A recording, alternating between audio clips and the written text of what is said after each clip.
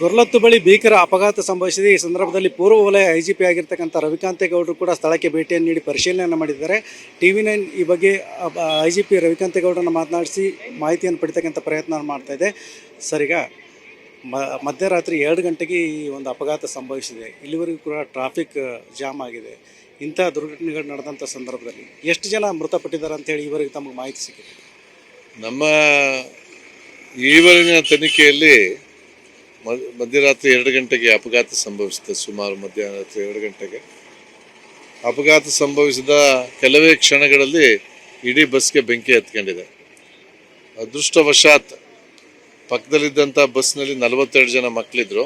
ಆ ಬಸ್ಸು ಚರಂಡಿಯನ್ನು ದಾಟಿ ಹೋಗಿದ್ರು. ಮಕ್ಕಳಿಗೇನು ಅಪಾಯ ಆಗಿಲ್ಲ, ಗಾಯಗಳು ಕೂಡ ಆಗಿಲ್ಲ. ನಮಗೆ ಬಸ್ನ ಒಳಗಡೆ 4 ಡೆಡ್ ಬಾಡಿ ಸಿಕ್ಕಿದೆ. ಕಂಟೈನರ್ ಲಾರಿ ಒಳಗಡೆ 1 ಡೆಡ್ ಬಾಡಿ. 5 ನಮಗೆ ಖಚಿತವಾಗಿ ಈಗ ಡೆತ್ ಆಗಿರ್ಬೋದು, ಸಾವು ಸಂಭವಿಸಿದೆ ಅಂತ ಖಚಿತವಾಗಿದೆ. ಉಳಿದಂತೆ 32 ಜನರಲ್ಲಿ ಬಸ್ನಲ್ಲಿದ್ದವರಲ್ಲಿ 25 ಜನನ ನಾವು ಐಡೆಂಟಿಫೈ ಮಾಡಿದ್ದೇವೆ, ಬದುಕಿದ್ದಾರೆ ಅಂತೇಳಿ. ಇನ್ನು 3 ಜನ ಅವ್ರು ಯಾರಿದ್ದಾರೆ, ಅವರು ಎಲ್ಲಿ ಹೋಗಿದ್ದಾರೆ ಏನು ಅಂತ ಪತ್ತೆ ಆಗಬೇಕಾಗಿದೆ. ಬಹುಶಃ ನಮ್ಮ ಆಶಾವಾದ ಏನಂತ ಹೇಳಿದ್ರೆ, ವಿ ಆರ್ ಆಪ್ಟಿಮಿಸ್ಟಿಕ್, ಅವರು ಬಸ್ನಿಂದ ಅಪಘಾತ ಆದ ಸಂದರ್ಭದಲ್ಲಿ ಹೊರಗಡೆ ಹೋಗಿ ನಂತರ ಹೊರಟೋಗಿರ್ಬೋದು ಅಂತ. ಅವರ ಮೊಬೈಲ್ ಕೂಡ ಬಿಟ್ಟು ಹೋಗಿರ್ಬೋದು. ಒಂದು ಮೊಬೈಲ್ ರಿಂಗ್ ಆಗ್ತಾ ಇದೆ, ಅವ್ರು ತೆಗಿತಾ ಇಲ್ಲ. ಇದೆಲ್ಲ ಬೆಳಿಗ್ಗೆ ನಮ್ಮ ತನಿಖೆಯ ವೇಳೆ ಗೊತ್ತಾಗುತ್ತೆ. ಯಾವ ಕಾರಣಕ್ಕೆ ಈ ಅಪಘಾತ ಸಂಭವಿಸಿದೆ ಅಂತೇಳಿ ಮೇಲ್ನೋಟಕ್ಕೆ ಗೊತ್ತಾಗ್ತಾ ಇರ್ತಕ್ಕಂಥ ಇದು ಮುಖ್ಯವಾಗಿ ಈ ಕಂಟೈನರ್ ಚಾಲಕನ ಅಜಾಗರೂಕತೆಯಿಂದ ಅನ್ನಿಸ್ತಾ ಇದೆ. ಆ ಬಗ್ಗೆ ನಮ್ಮ ಸೋಕೋ ಆಫೀಸರ್ಸು, FSL ಆಫೀಸರ್ಸು ಈಗ ಸ್ಥಳಕ್ಕೆ ಬಂದಿದ್ದಾರೆ.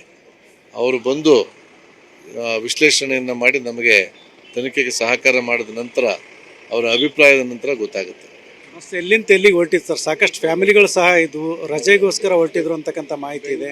ಮಕ್ಕಳು ಎಷ್ಟು ಜನ ಇದ್ದರು, ಮಹಿಳೆಯರು ಎಷ್ಟು ಜನ ಇದ್ದರು, ಏನು? ಇಲ್ಲ, ನಮಗೆ ಇದುವರೆಗೆ 32 ಜನದ ಮಾತ್ರ ಹೇಳ್ತಾ ಇದ್ದಾರೆ.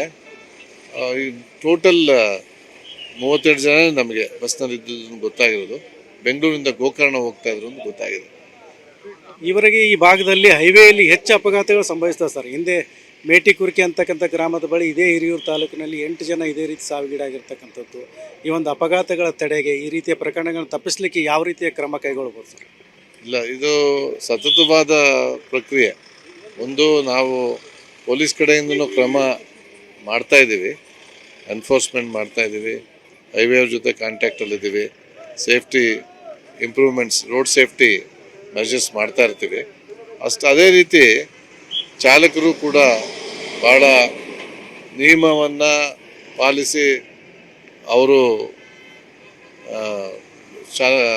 ಚಾಲನೆಯನ್ನು ಮಾಡಬೇಕಾಗ್ತದೆ.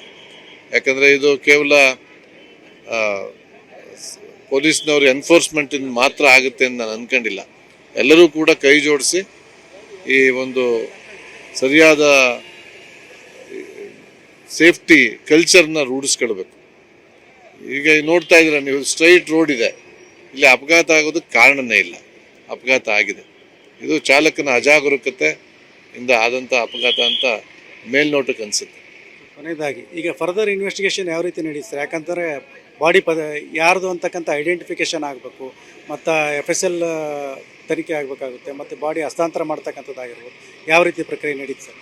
DNA ಮೂಲಕ ನಾವು ಪತ್ತೆ ಹಚ್ತೀವಿ. ಈಗ ಅದಕ್ಕೆಲ್ಲ ಈಗ ಆಲ್ರೆಡಿ ಎಲ್ಲ ಸೌಲಭ್ಯಗಳಿರ್ತಕ್ಕಂತಹ ಮತ್ತು ಅದರಲ್ಲಿ ಎಕ್ಸ್ಪರ್ಟ್ಸ್ ಆಗಿರ್ತಕ್ಕಂಥ ಅಧಿಕಾರಿಗಳು ಬರ್ತಾ ಇದ್ದಾರೆ.